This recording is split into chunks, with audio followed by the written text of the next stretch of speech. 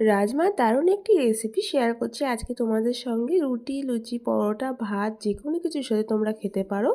তো রাজমাটাকে প্রথমে আমি পুরো রাত অবধি ভিজিয়ে রেখেছিলাম। তারপরে এখানে আমি একটু একটু নুন দিয়ে কিন্তু ৩ থেকে ৪টে সিটি মেরে নিচ্ছি সেদ্ধ করার জন্য। পুরো রাত ভিজিয়ে রাখলে কিন্তু তাড়াতাড়ি সিদ্ধ হয়ে যায়।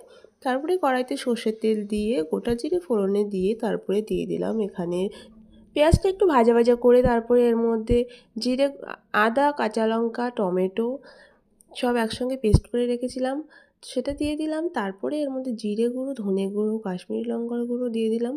আর এখানে দিয়ে দিচ্ছি পরিমাণ মতো হলুদ গুঁড়ো আর স্বাদ মতো নুন। ব্যাস এবারে ভালো করে মশলাটাকে তেল ছেড়ে আসা অবধি কষাতে হবে। মশলাটা থেকে তেল ছেড়ে আসলে সেই যে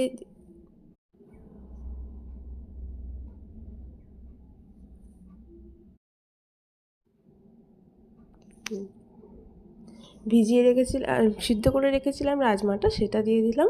দিয়ে ভালো করে কিন্তু একটু নেড়েচেড়ে নিয়ে তারপরে দিয়ে দেবো সামান্য জল। জল দিয়ে একটু ফুটিয়ে নেব। ফুটিয়ে নিয়ে তারপরে ধনেপাতা আর গরম মশলা দিলেই কিন্তু আমাদের রাজমা রেডি হয়ে যাবে। কেমন লাগলো ভিডিওটা অবশ্যই জানিও। ভালো লাগলে লাইক কমেন্ট করো।